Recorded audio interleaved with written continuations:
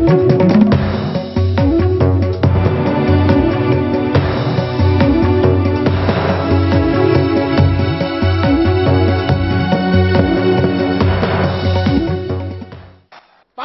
की अवाम, मैं आपको कहना चाहता हूं, हिंदुस्तान आपसे लड़ाई लड़ने को तैयार है। आओ, आओ, हिम्मत हो, आओ, हिम्मत हो तो लड़ाई उस बात की लड़े।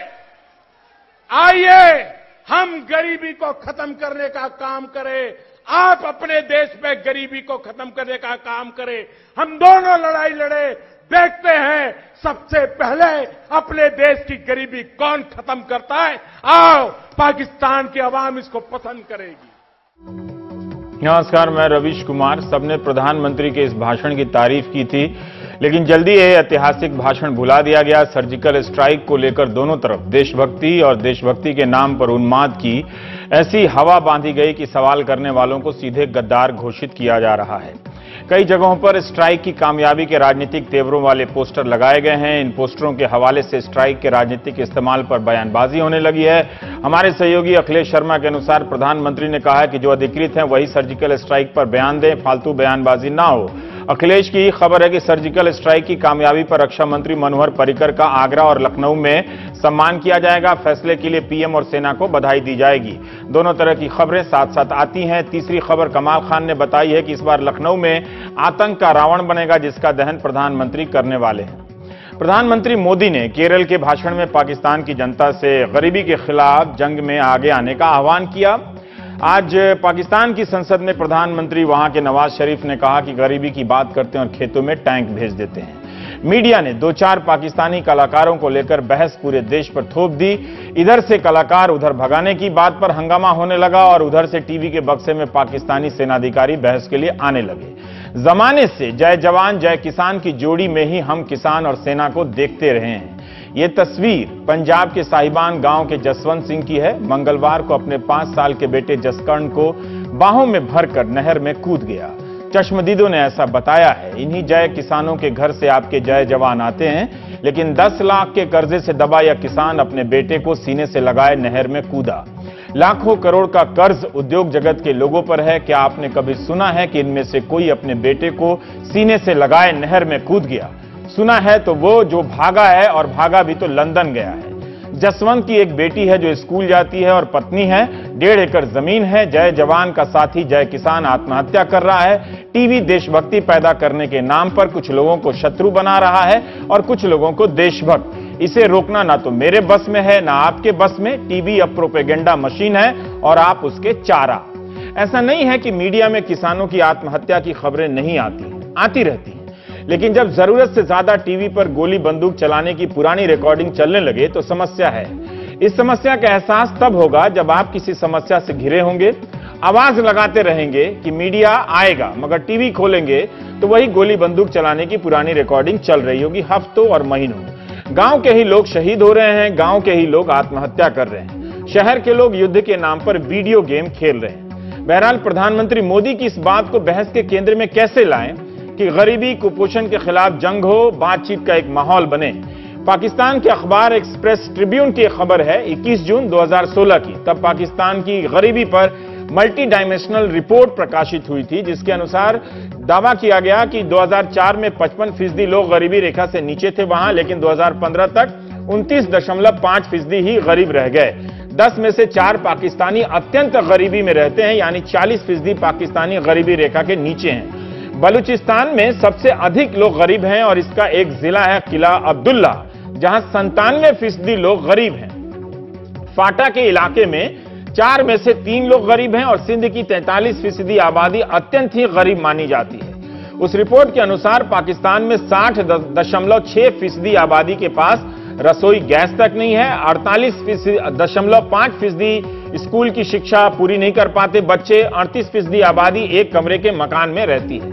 पाकिस्तान की आबादी 18-19 करोड़ बताई जाती है। भारत की तो 1 अरब से भी ज्यादा है और पाकिस्तान के 19 करोड़ में से 6 करोड़ लोग गरीब बताए जाते हैं। विश्व बैंक की बिल्कुल हाल फिलहाल की रिपोर्ट आई है, जिसके अनुसार भारत और पाकिस्तान दोनों के लिए गरीबी मिटाना एक चुनौती भरा काम है। इस रिपोर्ट के अनुसार पाकिस्तान उन देशों में आता है जहां गरीबों की आमदनी काफी तेजी से बढ़ रही है। भारत उन देशों में आता है जहां गरीबों की आमदनी औसत से भी कम रफ्तार से बढ़ रही है, जबकि भारत दुनिया की सबसे बढ़ती तेज गति से आगे चलती हुई अर्थव्यवस्थाओं में से एक है। यह सब विश्व बैंक की रिपोर्ट में है। इस रिपोर्ट के अनुसार कुछ क्षेत्रों में भारत पाकिस्तान से आगे है, तो कुछ में पाकिस्तान भारत से आगे। कई जगह दोनों बराबर बराबर से हैं। जैसे भारत में 21.9% आबादी गरीबी रेखा के नीचे है, तो पाकिस्तान में 29.5% की आबादी। विश्व बैंक का अपना पैमाना है, भारत का अपना पैमाना है, अन्य देशों का अपना अपना गरीबी का पैमाना होता है। फिर भी गरीबी हकीकत तो है ही। एक अजीब बात यह है कि नेता अपने आप को बचाए रखने के लिए, प्रासंगिक बनाए रखने के लिए हमेशा गरीबी की बात करते हैं। मीडिया नेता को बचाए रखने के लिए हमेशा गरीबी की बात नहीं करता है। विश्व बैंक ने अपनी रिपोर्ट में आशा व्यक्त की है कि बांग्लादेश अगर इसी तरह से आर्थिक सुधार के रास्ते पर चलता रहा तो 2030 तक गरीबी से मुक्त हो जाएगा। वैसे गरीबी से ना तो अमेरिका मुक्त हुआ है, ना ब्रिटेन। जीवन प्रत्याशा, लाइफ एक्सपेक्टेंसी यानी भारत में औसतन लोग 68 साल तक जीते हैं, जबकि पाकिस्तान में 66 साल तक। 2015 के आंकड़े के अनुसार भारत में 1000 बच्चों में से 37 से भी ज्यादा नवजात शिशुओं की मौत हो जाती है जन्म के समय, और पाकिस्तान में 1000 में से 65.8 नवजात शिशुओं की जन्म के समय मौत हो जाती है। कुपोषण के मामले में भारत पाकिस्तान से बेहतर है, लेकिन भारत में भी 15.2% लोग कुपोषण के शिकार हैं। जबकि आप जीडीपी के आधार पर तुलना करेंगे तो भारत का जीडीपी जो है $2.07 ट्रिलियन की है, जबकि पाकिस्तान की जीडीपी 270 बिलियन। यहां हम खरबों में हैं, वो अरबों में है। परचेसिंग पावर यानी क्रय शक्ति के मामले में दोनों देश आसपास ही हैं। पाकिस्तान की प्रति व्यक्ति आय अमेरिकी डॉलर के अनुसार $4,450 है, तो जो कि भारत में प्रति व्यक्ति आय 4,735 अमेरिकी डॉलर।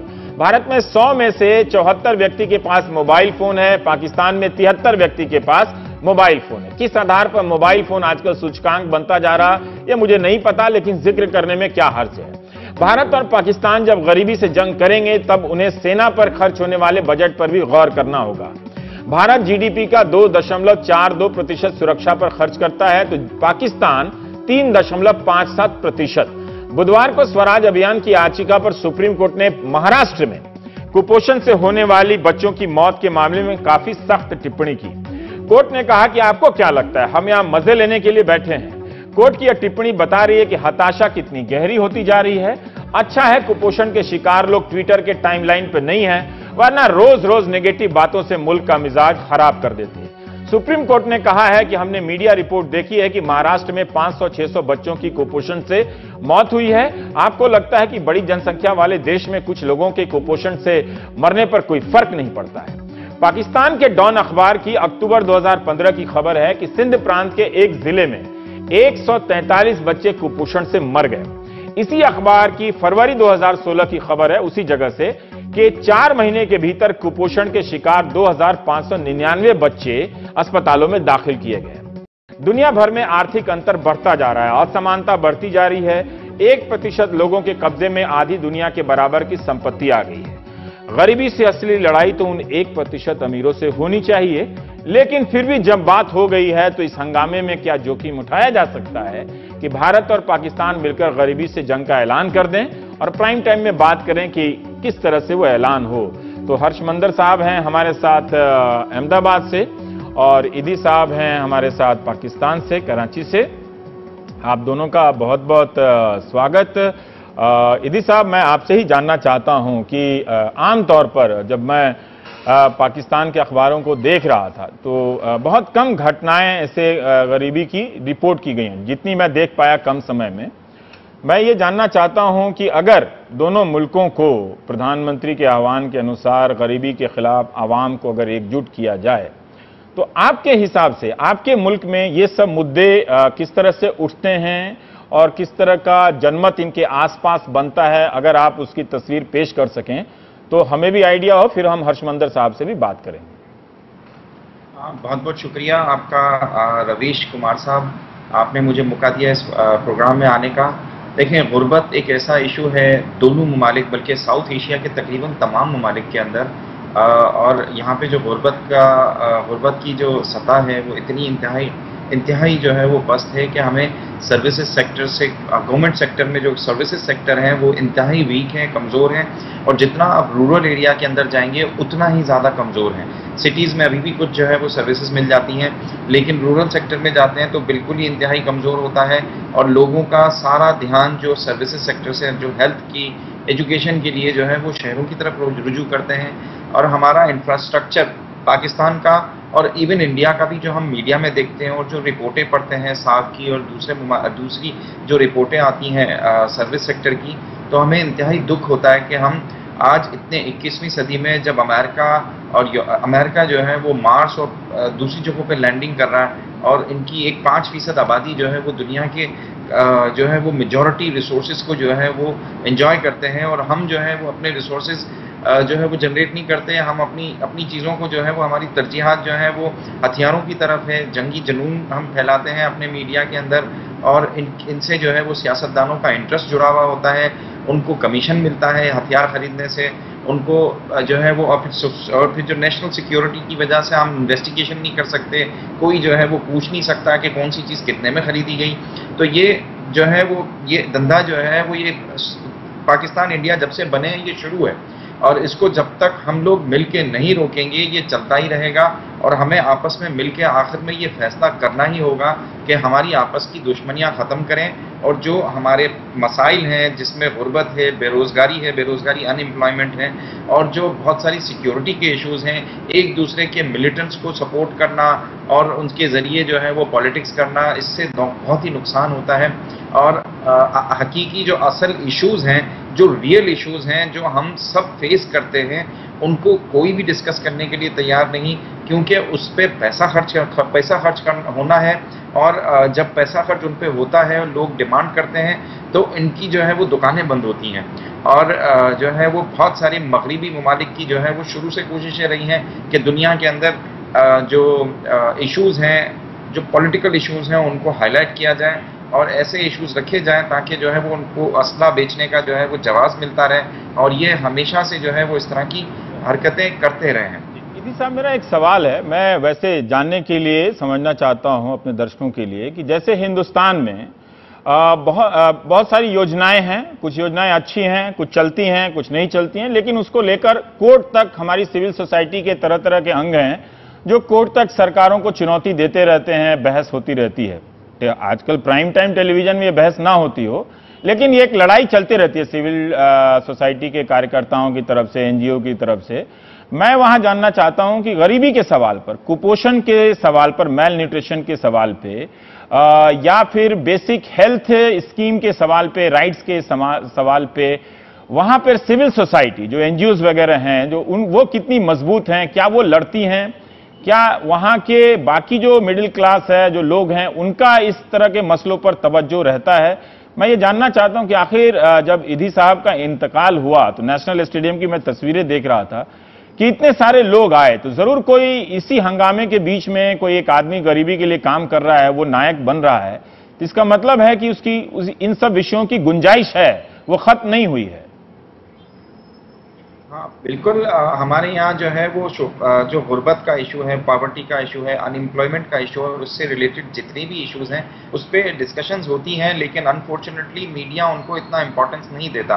और जो है वो एनजीओ सेक्टर हमारा जो है वो भी इसमें मुनकसिम है। हमारे यहाँ पे एक एनजीओ सेक्टर ऐसा है जिसका ताल्लुक मजहबी जो है वो इदारों से जुड़ा हुआ है, और वो इन चीज़ों को अहमियत नहीं देता, लेकिन जो सोशल सिविल सोसाइटी से ताल्लुक़ रखते हैं वो अक्सर औकात जो ह्यूमन राइट इश्यूज़ हैं या पॉवर्टी के इश्यूज़ हैं उस पर सेमिनार्स भी करते हैं, कोशिशें भी करते हैं, लेकिन पार्टिसिपेंट भी लोगों की कम रहती है और इंटरेस्ट भी लोगों का कम रहता है, और मीडिया का भी इंटरेस्ट कम रहता है। सबसे मेन चीज़ तो ये है क्योंकि वो इशू बेस जो है वो प्रोग्राम्स नहीं चलाता, उनको सनसनी चाहिए, उनको जो है वो दहशत वाली न्यूज़ें चाहिए ताकि उनकी रेटिंग जो है वो बढ़ती रहे और लोग देखते रहें और खौफ का एक माहौल हो, और रेटिंग बढ़ाने के चक्कर में वो इस तरह के चक्करों में पड़े रहते हैं और वो बिल्कुल ही नज़रअंदाज करते हैं ऐसी चीज़ों को। और जो इशू बेस है, जैसे अब मुझे कल एक टीवी वाला आया था मेरा इंटरव्यू लेने के लिए, पाकिस्तान में एक रिपोर्ट छाया हुई है जिसमें 1.5 लाख आदमी साल का 1.5 से 2 लाख आदमी साल का रोड ट्रैफिक एक्सीडेंट की वजह से इंतकाल कर जाता है, और रोड ट्रैफिक की यहाँ की जो जो सेफ्टी है, सिक्योरिटी सेफ्टी जो है वो इतनी नेग्लेक्टेड है और इतने ब्लैक स्पॉट्स और ब्लैक कॉरिडोर्स हैं जहाँ पे सबसे ज़्यादा एक्सीडेंट्स होते हैं और इनकी हलाकतें इतनी ज़्यादा होती हैं। तो वो यही डिस्कस कर रहा था कि हमारे यहाँ पे लाखों की तादाद में इसमें मरते जा रहे हैं, उस पर कोई नहीं ध्यान देता, और दूसरे जो इश्यूज हैं उस पर जो है वो बहुत ज़्यादा ध्यान दिया जाता है, जिसमें ना कोई हलाकतें हैं ना कोई दूसरी चीज़ें हैं, बस जो है वो लोगों को डराना और इस तरह की चीज़ें जो है वो सनसनीखेज। और अब मैं थोड़ा हर्षमंदर साहब के साथ पास जाना चाहता हूं। एक बात आपने कही फैसल साहब की, वहां रोड एक्सीडेंट, भारत में भी लाखों लोग रोड एक्सीडेंट से मरते हैं और अभी केंद्र सरकार ने एक कानून बनाया है जिसमें कुछ सजाओं को सख्त किया गया है, लेकिन उसमें बहुत सारे कैंपेनिंग चल रहे हैं। लेकिन जो एक बात आपने टीआरपी रेटिंग की बताई, मैं तो जीरो रेटिंग एंकर हूं, मैं क्या बोल सकता हूं, लेकिन मुझे लगता है गरीबी से पहले दोनों मुल्कों के लोगों को, मैं दुनिया का पहला जीरो रेटिंग एंकर हूं, दोनों मुल्कों के लोगों को इस रेटिंग के खिलाफ जंग लड़नी पड़ेगी, तब बाकी जंग लड़ सकते हैं। पर हर्षमंदर साहब, मैं ये जानना चाहता हूं कि डिस्कोर्स, विमर्श, हम ये क्या इतनी आसानी से एक भाषण से हम बदल सकते हैं क्या, कि दोनों मुल्कों के लोगों के बीच गरीबी या फिर जो अन्य कुपोषण जैसे विषय हैं जिन पे कोई दो आदमी जाके कोर्ट में पीआईएल लड़ रहा होता है, जिनसे कोई संपादक को कोई खास मतलब नहीं होता है या संस्थान के मालिक को कोई मतलब नहीं होता है, पर मैं ये जानना चाहता हूं कि प्रधानमंत्री ने जो कहा उसको हम फेस वैल्यू पर लेना चाहते हैं। क्या इस हवाबाजी के माहौल में, क्या इस विमर्श को आप जैसे लोगों के जरिए बदला जा सकता है क्या, या लोग सुनना ही नहीं चाहते? लोग अभी आतंक की बात सुनना चाहते हैं, आतंक के खिलाफ लड़ाई कार्रवाई की बात करना चाहते हैं, जिसकी तरफ इशारा कर रहे हैं फैसल साहब की एक दुकान है, उस दुकान के खरीदार जैसे तलबगार बन गए। जी, मैं समझता हूं कि संभव है विमर्श को बदलना। ब्राजील में एक नेता थे लूला, जिन्होंने कहा था कि एक वक्त में कहा था कि ब्राजील में ऐसा देश है जहां पे कुछ लोगों के पास इतना कुछ है और कुछ लोगों के पास बिल्कुल कुछ नहीं है, और वो हमें बदलना है। उन्होंने जीरो हंगर की बात की, और पूरे देश में राजनीतिक तौर पे, सामाजिक तौर पे भूख से लड़ाई और असमानता के खिलाफ लड़ाई बहुत बड़ा रूप उसने लिया। तो अगर हमारे राजनेता चाहते हैं तो माहौल और विमर्श बदल सकता है। तो मुझे नहीं लगता है कि मतलब एक भाषण से ये, और भाषण में कई चीज़ें कही जाती हैं कभी कभी, लेकिन एक भाषण से जो आज की सच्चाई है हिंदुस्तान की, मैं मानता हूं कि जो देश की असमानता है उससे मुझे बहुत चिंता है, लेकिन इस असमानता और जो शोषण है, जो अभाव है, उससे बहुत ज़्यादा मुझे चिंता इस बात की होती है कि उसके बारे में जो मध्यम वर्ग है, जो लोगों के पास साधन हैं, उनके दिल में ज़रा सा भी दर्द नहीं है, मतलब किसी को एक उत्पीड़न नहीं है, एक lack of any kind of outrage मैं देखता हूँ, एक इंडिफरेंस, मतलब हमें कोई फ़र्क नहीं पड़ता। हम लोग रोज़ सड़कों पे निकलते हैं अपने शहरों में, और गरीबी अपने आँखों से रोज़ देखते हैं। मतलब दिल्ली में ही 50,000 बच्चे कम से कम सड़क पे सोते हैं। रात सर्दियों में जो ठंड पड़ती है, उस सर्दी में वो बच्चे अकेले सोते हैं, रात में उनके साथ बलात्कार होता है, कचरे के ढेर में वो जाके अपना खाना चुनते हैं। हम रोज़ अपनी आँखों से देखते हैं, लेकिन हमने सीख लिया है यहाँ हमारे मध्यम वर्ग में और हमारे सरकार में जो बैठे लोगों ने, कि हम देखें और अपना चेहरा दूसरी तरफ करें, हमें कोई उससे हम विचलित नहीं होते हैं। और यही चीज़ मुझे लगता है कि फिल्मों में, आप टेलीविज़न में देखें, कम से कम 1950 के फिल्मों में गरीब लोग होते थे जो नायक होते थे, जो किसान अपने ज़मीन के लिए लड़ रहे हैं, बेघर लोग सड़कों पे सो रहे हैं। ये सब लोग एक तरह से ओझल हो गए हैं हमारे आज के। हम जो फिल्म देखते हैं, टेलीविज़न देखते हैं, अखबार पढ़ते हैं, नेताओं के भाषण सुनते हैं, उन सब से एक बहिष्कार मुझे लगता है गरीब को हमने अपने ज़मीर से, अपने सोच से, हमने इन सब को बहिष्कृत किया है। तो डिस्कोर्स को बदलना बहुत बहुत बहुत ज़रूरी है, और वो तब बदल सकता है अगर हमारे पास ऐसे नेता हों जो उसकी बात कर सकें। मैं एक ही चीज, और संभव है क्योंकि आप देखें कि अमेरिका में कोई सोच नहीं सकता था कि एक बुजुर्ग से व्यक्ति हैं बर्नी सैंडर्स, जो बहुत ज्यादा कोई कैरिज्मेटिक नहीं है, कुछ भी नहीं है, लेकिन वो बहुत वक्त बाद वो एक केयरिंग सोसाइटी कि हमें कोई गरीब लोग हैं जिनके पास शिक्षा नहीं है, स्वास्थ्य नहीं है, बेघर लोग हैं, उससे हमें बदलना है। जब उन्होंने इस बात को विश्वास के साथ कहा तो बहुत सारे नौजवानों के लिए वो ऑलमोस्ट एक रॉकस्टार टाइप बने। तो मुझे लगता है कि हमें एक नया नेतृत्व, एक नया सोच दोनों देशों में लाना जरूरी है, जहां पे संवेदना की बात हो, कंपैशन की बात हो। संविधान में एक्चुअली फ्रेटर्निटी के लिए हिंदी में बंधुता शब्द कहा गया है और मुझे बहुत खूबसूरत शब्द लग जाता है। एक बंधुता की भावना, जब कोई जो बच्चा बाहर सड़क पे सोया है उसके प्रति एक बंधुता हो तो बदलाव हो सकता है। हर्ष साहब, मैं एक आपसे बुनियादी सवाल करना चाहता हूं, बहुत ही बुनियादी। बहुत सारे लोग जो दर्शक हैं वो गरीबी सुनते हैं, इस शब्द को सुनते हैं, देखते भी हैं, लेकिन क्या आप बता सकते हैं कि दरअसल वो गरीबी को नहीं जानते, वो गरीबी कुछ और है? क्या आप उसका कुछ चित्रण कर सकते हैं जिससे लोगों को, दर्शकों को, बहुत सारे नौजवान बच्चे होते हैं, उनकी कोई गलती नहीं है, हाउसिंग सोसाइटी में ही स्टिल्ट एरिया में खेलते खेलते बड़े हुए हैं, उनको आप कुछ आइडिया दे सकते हैं कि जब हम गरीबी कहते हैं, जब आप कहते हैं तो उसका मतलब क्या है, कौन है? नहीं, बिल्कुल, और आपने बहुत ही जरूरी सवाल कहा, क्योंकि मुझे लगता है कि गरीब को हम एक आंकड़ा समझ लेते हैं, एक समस्या जिसका हल ढूंढना है।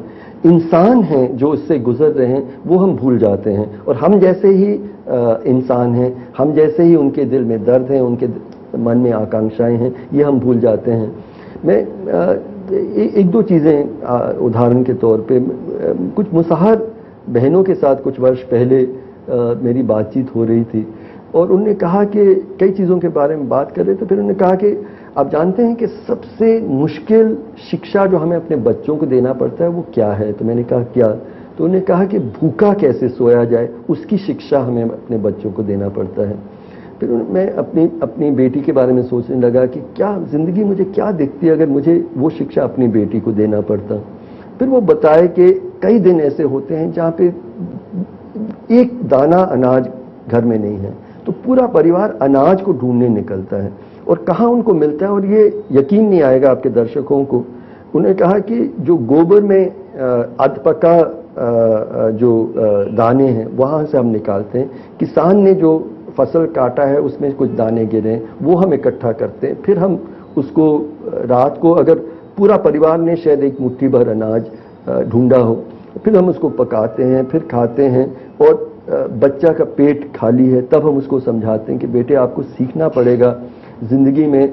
और मैं क्योंकि सुप्रीम कोर्ट का कमिश्नर हूँ भूख के विषय में, मैं देश भर में मैंने इतना भूख देखा है कि कई जिंदगियों के लिए वो बहुत ज़्यादा हो जाएगा। और थोड़ा बदलाव आया है। मैं इन एरियाज में जहाँ पे रिसेंटली सहरिया जाति में, जनजाति में मैं जाता रहता हूँ, तो 10 साल पहले मैं जाता था तो बच्चे बताते हैं कि महीने में 10 या 15 दिन हमें भूखा सोना पड़ता है। अब मैं रिसेंटली गया था तो बच्चे बता रहे थे कि 5 दिन हमें भूखा सोना पड़ता है। और भूख में क्या तड़प होती है, एक चीज़ और मैं सिर्फ उदाहरण के तौर पे कहना चाहता हूँ। हमने एक शोध किया कि भूख से आखिर इंसान कैसे जूझता है, और 23 करोड़ लोग अगर भूखे सोते हैं तो उनकी ज़िंदगी क्या है। तो हमने देखा कि लोग बता 3 किस्म के तरीके हैं। एक के हम अपने शरीर को सिखाते हैं कि नहीं, 3 बार हमें खाना नहीं है, 2 बार खाना है, 2 बार नहीं हमें 1 बार खाना है। फिर एक दूसरी चीज़ हम सीखते हैं कि पूरे वातावरण से वो चीज़ें ढूंढते हैं, जैसे कोई पत्ता हो जिसको आप खाएं तो आपको भूख नहीं लगे, आपका मतलब कड़वा होता है, कभी जहरीला होता है, आप आम के गुठलियों को आप खा लेते हैं, किसी तरह से वो मुफ्त है और भूख मिट जाती है। और तीसरी चीज़, आप किसी तरह से हमें जीना है तो डेस्परेट चॉइसेस जिसमें कहता हूँ मैं अपने बच्चे को 6 साल की उम्र में काम पे भेज देता हूँ, बंधवा कर देता हूँ, कभी कभी बच्चे को बेच देते हैं। तो इस तरह ये है भूख की जिंदगी। पर हर्ष साहब, एक सवाल मैं आपसे जानना चाहता हूँ, फिर इसी सवाल का जवाब मैं फैसल साहब से चाहता हूँ कि आपने कहा कि एक राजनीतिक बदलाव की जरूरत है। हम सरकार को, कोई भी सरकार होती है तो हम उसको जरूर टारगेट पे लेते हैं और सवाल करते हैं, और बिल्कुल पहले तो उसी को सवाल करना चाहिए। लेकिन विपक्ष के जो भी नेता होते हैं वो भी गरीबी या कुपोषण के सवाल को छोड़ देते हैं, यानी कि या तो उनकी साख इतनी कमजोर हो गई है, वो भी उसको उठाते नहीं हैं, मतलब उसका फायदा जरूर उठाते हैं, वो भी नहीं। तो आपको लगता है कि इस मिडिल क्लास, एक तरह से इस टेलीवाइज्ड वर्ल्ड में, दुनिया में जहां टेलीविजन का इतना प्रकोप है, अब कोई गरीब तबके से कोई नेता बन पाएगा? गरीबी की बात करनी तो दूर है, कोई नेता बन पाएगा क्या? अगर आप संसद का ही प्रोफाइल देखिए तो वहां करोड़पति लोग, चंद परिवारों के लोगों का इस तरह से एक गिरोह बनता जा रहा है, उनकी दखलंदाजी बढ़ रही है। तो गरीब आदमी तो इस महंगे चुनाव में कोई नेता नहीं बन सकता, तो अब तो गरीबों का नेता मिलेगा ही नहीं इस देश में। एक्चुअली ये भी बदला है और हमारी कल्पना भी, एक अच्छी सरकार की कल्पना भी बदल गई है। मैं आईएएस में 1980 में जब आया था तो कम से कम थियोरी में ये माना जाता, हम सब मानते थे कि सरकार की प्राथमिक जिम्मेदारी देश की गरीब, कमजोर, माइनॉरिटी, दलित, महिला, इनके प्रति देश की प्राथमिक जिम्मेदारी है। जो सरकार की प्राथमिक जिम्मेदारी है, सरकार क्या करती है वो अलग थी, लेकिन जिम्मेदारी कम से कम एक सिद्धांत के तौर पे क्लियर था। 1990 के बाद हमारी कल्पना बदल गई। आज हम जब गुड गवर्नेंस की बात करते हैं, अच्छे सरकार की बात करते हैं, तो हमारी कल्पना है कि वो सरकार सबसे बेहतर है जो बड़े उद्योगपतियों के लिए सबसे अच्छा काम करती है। तो ये एक बहुत विचित्र कल्पना में परिवर्तन ये पूरी दुनिया में हुआ है। तो सरकार, जब हम कहते हैं कौन सी सबसे अच्छी सरकार है, जहां पे बिजनेस सबसे खुश है, जहां पे ग्रोथ सबसे ज्यादा हो रहा है, और हमें कहा जा रहा है कि जहां बिजनेस खुश होगा वहां पे गरीब को भी अल्टीमेटली उसका फायदा होगा। कम से कम अब ये 25 सालों के बाद ये बहुत साफ है कि ये नहीं होने वाला है। आप एक तबका बहुत अमीर हो जाएगा, लेकिन एक तबके को आज भी मतलब आप अस्पताल में जाते हैं, आपके पास पैसा नहीं हो तो आप मर जाते हैं, ये स्थिति नहीं बदली है। तो मुझे लगता है कि एक कौन से नेता आएंगे वो उतना जरूरी नहीं है। एक संवेदनशील समाज और एक न्यायपूर्ण समाज में ही से एक न्यायपूर्ण और संवेदनशील निकल सकता है नेता। फैसल साहब, यही सवाल का जवाब मैं आपसे चाहता हूं, सिर्फ एक और सवाल जोड़ते हुए कि जैसा हर्ष साहब ने नौकरशाही की बदलती सोच पे एक टिप्पणी की, हमें बिल्कुल कोई आइडिया नहीं है कि पाकिस्तान के जिलों में, कस्बों में, तहसीलों में जो ब्यूरोक्रेट होते हैं, नौकरशाही होती है, जो आईएएस जो अफसरान होते होंगे सिविल सर्विसेज के, उनके बीच इस तरह के हालात को लेकर किस तरह की सेंसिटिविटी है, संवेदनशीलता है। और राजनीति वाली जो बात की, क्या आपके यहाँ भी राजनीति अमीरों के कब्जे में है, या फिर वहां भी गरीबी की बात करता हुआ कोई नेता ऊपर तक आता है? देखिए, पाकिस्तान के अंदर जो जमहूरियत है वो सरमायादाराना जमहूरियत है। उसको सरमायादाराना जमहूरियत में इसलिए कहूँगा कि इसमें सिर्फ और सिर्फ वो लोग ही पार्टिसिपेट कर सकते हैं जो कि एक अमीर तबके से ताल्लुक़ रखते हैं, क्योंकि एक इलेक्शन, चाहे वो एमपीए का हो, मतलब प्रोविंशियल असम्बली का हो या नेशनल असम्बली का हो, आपको लड़ने के लिए कम से कम भी 5 से 10 करोड़ रुपया खर्च करना पड़ता है। और आपके ऊपर जो कैंडिडेट, आप जिन पार्टियों से कैंडिडेट बनते हैं, वो भी आपके ऊपर पैसा लगाते हैं करोड़ों की तादाद में। जब वो करोड़ों की तादाद में पैसा लगता है तो इसमें मुझे नहीं लगता कि गरीब कोई किसान या कोई मजदूर जो है वो इस अपने मसाइल को लेते हुए इलेक्शन में हिस्सा ले सके और इस इलेक्शन का हिस्सा बन सके, क्योंकि हर चीज़ इतनी महंगी होती जा रही है। और जो हालांकि बहुत सारे कवानीन बने हुए हैं कि इतने पैसों से ज़्यादा आप खर्च नहीं कर सकते अपनी एडवर्टाइजमेंट के ऊपर, अपनी कॉन्स्टिट्यूएंसी के अंदर, लेकिन वो सब नज़रअंदाज किए जाते हैं और इतना पैसा कंपटीशन में खर्च किया जाता है, बरादरियों को आपस में एक दूसरे के खिलाफ लड़वाया जाता है, पैसे इन्वेस्ट किए जाते हैं ताकि जो है वो जब इलेक्शन में हम जीतें तो फिर हम जो है उसका रिटर्न लें। और रिटर्न आपको भी पता है, हमें भी पता है कि जब वो 10-10, 20-20 करोड़ रुपए लगाते हैं इलेक्शनों में जीतने के लिए, तो फिर वो रिटर्न इनका किस तरीके से आता होगा और वो उनकी प्रायोरिटीज़ क्या होंगी, ना ही जो है वो आवाम के मसाइल इनके प्रायोरिटीज़ होती हैं। ब्यूरोक्रेसी जो है वो आप जिस ब्यूरोक्रेसी की बात कर रहे हैं, चाहे वो उस मुल्क की हो या इस मुल्क की हो, वो सुकून से बैठी हुई है, उसको दिलचस्पी नहीं है, हुकूमतें बदलती रहती हैं, वो परमानेंट हैं, उनकी भी प्रायोरिटीज़ जो हैं वो मुख्तलिफ हैं। और वो हर आने वाली हुकूमत की जो है वो समझ लें कि उनको फैसिलिटेट करते हैं और अपना हिस्सा लेते हैं। ईदी साहब, हम थोड़ा सा जानना चाहते हैं कि जैसे अभी दोनों जगहों पे कहीं ना कहीं किसी न किसी स्तर पे सुधार भी आ रही होगी स्थिति में, तो थोड़ा मैं जानना चाहता हूं कि ऐसे बाहर यहां से बैठकर मीडिया की रिपोर्ट से पढ़ के लगता है कि वहां की सरकार के पास सिर्फ कश्मीर एजेंडा है, आतंकवाद है, सेना है, ये तीन चीजों की। और आपने एक इशारा किया कि जो धार्मिक एनजीओ हैं, जो एक तरह से और भी कई लेखों में पढ़ रहा था कि किस तरह से एक धर्म का राजनीतिकरण हो रहा है और राजनीति का धार्मिकरण हो रहा है। लेकिन मैं ये जानना चाहता हूं, इन सब के बीच कोई अगर निकलकर पाकिस्तान जैसे समाज में, मुझे मालूम नहीं कि उसका समाज कैसा है, सब मीडिया के जरिए जानता हूं, आप जैसे लोग जब काम करते हैं तो उसकी सोशल एक्सेप्टेबिलिटी कितनी होती है, कितना आसान होता है, कितना मुश्किल होता है? देखिए, हम जब काम करते हैं तो हमें बहुत सारी चीज़ों पे खामोश होना पड़ता है। हमारे यहाँ पे एक्सेप्टेंस बहुत सारी जगहों पे नहीं है। हमें कुछ इश्यूज़ में जो है वो खामोशी इख्तियार करनी पड़ती है, क्योंकि कुछ इश्यूज़ में जो है वो पॉलिटिशियंस जो हैं वो नाराज़ होते हैं। कुछ इश्यूज़ पे जो है वो स्टेट के जो ऑफिसर्स होते हैं वो नाराज़ होते हैं, और उनकी नाराज़गियाँ जो है वो ऐसी होती हैं जिनका कोई आवाम से वास्ता नहीं है। वो कहते हैं खामोश रहो, चुप रहो, और आपके बोलने से जो है वो कुछ नहीं होना, लोग हमें ही वोट देंगे, कुछ भी हो जाए।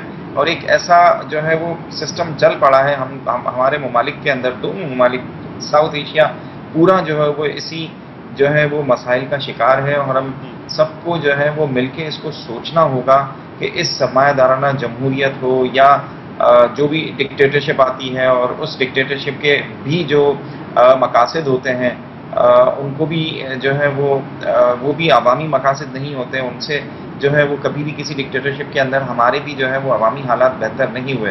आज तक हमारी मेजॉरिटी जो है वो बच्चों की स्कूल नहीं जा सकती। हमारे अस्पतालों की ऐसी हालत है कि लोग इलाज जो है वो नहीं कर पाते। पुलिस थानों में लोग इंसाफ के लिए जाने से डरते हैं, क्योंकि जो थाना चले जाएं तो वो पुलिस की पैदागिरी शुरू हो जाती है, और पुलिस वाले बहुत खुश होते हैं कि केस आया।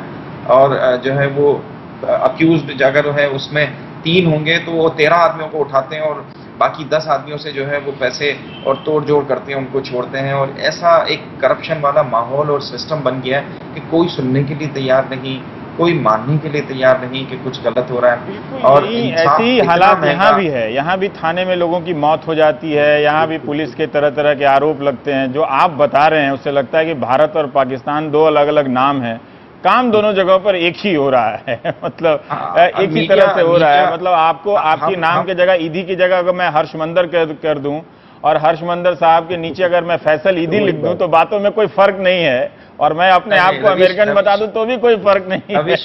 रवीश भाई, बाहर आपकी एक न्यूज आई थी, हमने आपकी न्यूज़ें हमारे मुल्क में भी चलती हैं और छपती हैं, और हमारी न्यूज़ें आपके मुल्कों में भी छपती हैं। अब मीडिया बहुत ओपन है, इंटरनेशनल मीडिया है, सोशल मीडिया को कोई नहीं रोक सकता। पिछले दिनों एक न्यूज आई थी कि आपके बिहार के अंदर एक आदमी अपनी पत्नी, अपनी बीवी की लाश को अपने कंधे पे रख के अपनी बच्ची के साथ 15-20 किलोमीटर पैदल चल के गया। उड़ीसा, हाँ उड़ीसा में कहीं की भी, हाँ उसका तो कई राज्यों से ये खबरें आ रही हैं। जी, मतलब ये कि और सिचुएशन इस तरह की हमारे पास भी है, ऐसा नहीं है कि हम बहुत अच्छे हैं। ये चीजें जो है वो हमारे लिए बहुत बड़ी शर्मिंदगी का बाइस है कि हम इतने महंगे हथियारों की जब बात करते हैं। फैसल साहब, अब मुझे रोकना पड़ेगा, और हर्ष साहब हर्ष साहब जानते हैं कि मैं कई दिनों से इस कार्यक्रम को करने का प्रयास कर रहा था, लेकिन हंगामा इतना हो जाता है कि फैसला करना बड़ा मुश्किल हो जाता है। जो एक तरह से हवा बांधी जाती है और जो तूफान गर्म हवा चलती है उसमें खड़ा होकर ये तय करना कि हम गरीबी की बात करेंगे, इतना आसान नहीं होता है। और इसीलिए तो जीरो टीआरपी है ना। तो ब्रेक के बाद हम कुछ और बात करेंगे। आप लोगों का बहुत बहुत शुक्रिया। आप लोगों से बात करते हुए एक चीज मुझे एहसास हुआ कि गरीबी की बात करेंगे तो लड़ाई नहीं होगी। आप लोग लड़ाई नहीं कर पाए क्योंकि पता चला कि दोनों एक ही जैसे हैं। तो हम ब्रेक लेते हैं। आप लोगों का बहुत बहुत शुक्रिया। Thank you.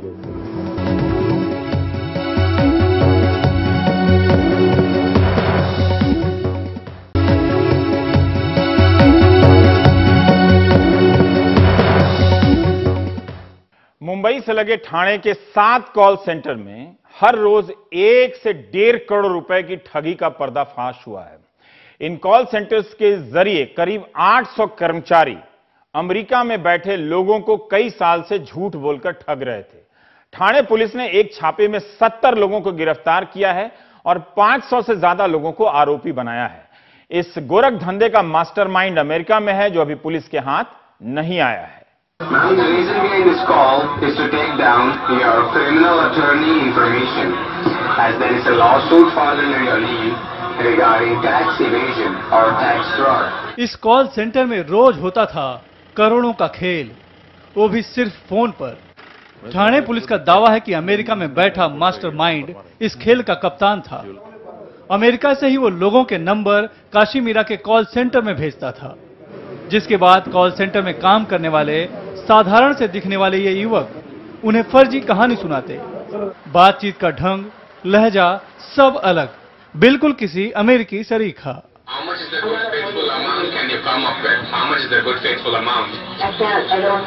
सामने विक्टिम है, जो लेडी है, जो मेल कॉलर है, ये फ्रॉड कॉल कर रहा है, बता रहा है इंटरनल रेवेन्यू सर्विस से। आप कितना दे सकते हैं? अभी पूछ रहा था।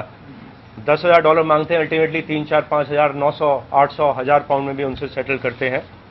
और दिन में इस प्रकार के सैकड़ों कॉल किए प्रत्येक कॉल सेंटर से किए जा रहे थे। हैरान कर देने वाला जबरन वसूली का यह गोरख धंधा भले ही अमेरिका में अंजाम दिया जाता था, लेकिन उसकी भूमिका मुंबई से सटे काशीमीरा के इन कॉल सेंटरों में तैयार की जाती। यहाँ काम करने वाले 800 से भी अधिक युवक अमेरिका में फोन कर शिकार को फांसते। किसी भी व्यक्ति को फोन करके बोलते हैं आपने इतना टैक्स का अमाउंट पे करना है। उनको डराया धमकाया जाता है कि पुलिस पहुंच जाएगी आपके दरवाजे तक, आधे घंटे में पुलिस पहुंचेगी, आपको अरेस्ट करके ले जाएगी, 3 महीने के लिए आप अंदर हो जाएंगे। इस कॉल के दौरान अगर आपने ये निर्णय नहीं लिया तो कॉल डिस्कनेक्ट होते ही दोबारा आपके पास कुछ चारा नहीं रहेगा और आधे घंटे में पुलिस आपके पास पहुंच जाएगी। तो डरा धमकाकर इस कॉल के दौरान ही उनको मना लिया जाता था कि वो प्री लोडेड कार्ड्स खरीदें और इनके अकाउंट में वो पैसा जमा कराएं। काशीमीरा के इन 7 कॉल सेंटरों से ये जबरन वसूली कई सालों से होती चली आ रही थी, लेकिन इसका खुलासा मंगलवार रात हुआ। मुंबई से सटे काशीमीरा की 3 इमारतों में मंगलवार रात ठाणे क्राइम ब्रांच ने अचानक से छापा मारकर हैरान कर दिया। तकरीबन 200 पुलिसकर्मियों ने दफ्तर में काम कर रहे सभी लोगों को हिरासत में ले लिया। उस समय कुल 7 कॉल सेंटरों में 770 लोग थे। रात की शिफ्ट सुबह 5 बजे खत्म होती है, लेकिन जब 7 बजे के बाद भी कॉल सेंटर में काम करने वाले युवक अपने घर नहीं पहुंचे, तब उनके परिजन परेशान हो गए। सभी के फोन भी बंद थे, लिहाजा धीरे धीरे सभी कॉल सेंटर के पास जमा होना शुरू हो गए। सुबह 5:15 बजे, 5:20, 5:30 बजे तक आ जाता है घर में। उसकी मम्मी ने बहुत कब से फोन लगाती, लेकिन फोन ही नहीं, 8-10 फोन किया, लेकिन फोन रिंग बजती, फोन नहीं उठाते।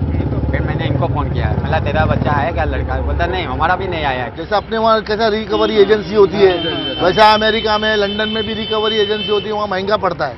तो यहाँ पे से वो लोग कॉल सेंटर चलाते हैं और हम लोग वहाँ की गाड़ियों का, क्रेडिट कार्ड का रिकवरी करते हैं। उसकी एजेंसी है। तो अपने बच्चे लोग तो इनोसेंट है, उन लोग ने अपने अप्लाई करके नौकरी पे आए। कितने दिन पहले नौकरी लगी थी? 10-15 दिन हुआ। कितनी सैलरी बोली थी ये लोग शुरू 18,000 से करते हैं। 10 बजे के बाद कुछ युवकों को बाहर निकलने का मौका मिला। जिनके अपने बाहर आ गए, उन्होंने तो राहत की सांस ली, लेकिन मीडिया के सवालों से बचते रहे। दूसरी तरफ उन लोगों के रिश्तेदार बाहर भटकते नजर आए, जिनके परिजन इमारत के बाहर नहीं आ पाए। दोपहर 12 बजे के बाद 70 लोगों को गिरफ्तार कर लिया गया। पुलिस वैन में कंप्यूटर, हार्ड डिस्क, फाइलों के साथ आरोपियों को भी भरकर थाने ले जाया गया, लेकिन कईयों को बाद में पूछताछ के लिए हाजिर रहने की हिदायत के साथ छोड़ भी दिया गया। हाँ, मेरा बेटा था काम करने में। उसे पूछताछ किया? हाँ, पूछताछ किया, अभी वापस बुलाया है ना, सबको बुलाया है थाना यूनिट नंबर 1 में। उनके सीनियर साहब ने बुलाया। यहाँ कब से काम कर रहे हैं, क्या कर रहे हैं, वही पूछा है और सबको छोड़ा और स्टेटमेंट के लिए बुलाया है थाना क्राइम 1 यूनिट 1। अभी बयान लेने के बाद जाने दिया है, तो बुला बाद में फिर से बुलाया? मंडे, फ्राइडे के दिन बुलाया। पुलिस के मुताबिक एक कॉल सेंटर में दिन में 1 से 1.5 करोड़ का ट्रांजैक्शन होता था और वसूली के अनुपात में कॉल सेंटर कर्मचारियों को इंसेंटिव भी दिया जाता था। पुलिस का दावा है कि आरोपी अब तक तकरीबन 36 मिलियन अमेरिकी डॉलर की अवैध वसूली कर चुके हैं। जो वहाँ काम कर रहे थे उसमें से 72 लोगों को जाने दिया गया है, 70 लोगों को अरेस्ट कर लिया है।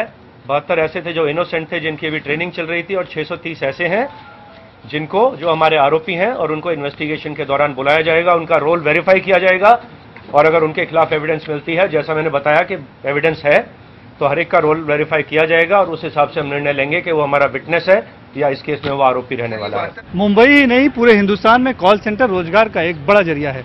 सिर्फ 10वीं और 12वीं पास लेकिन फर्राटेदार अंग्रेजी बोलने वाले युवक बड़ी संख्या में इन कॉल सेंटरों में काम कर अपना जीवन यापन करते हैं। लेकिन काशी मीरा के इन कॉल सेंटरों के इस फर्जीवाड़े के बाद अब उनके परिजनों के मन में भी डर घर कर गया है। काशी मीरा से कैमरा में विनायक पार्कर के साथ सुनील सिंह, NDTV इंडिया के लिए।